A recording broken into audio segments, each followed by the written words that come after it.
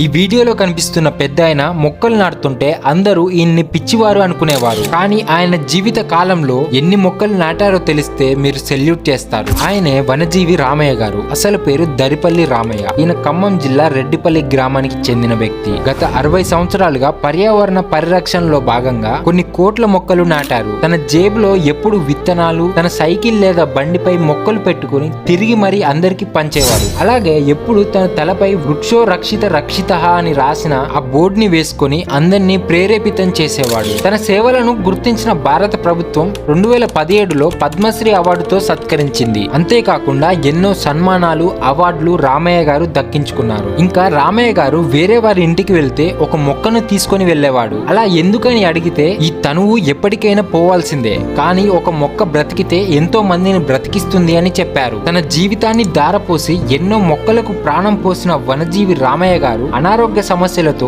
April 12, 2025న తుది శ్వాస విడిచారు.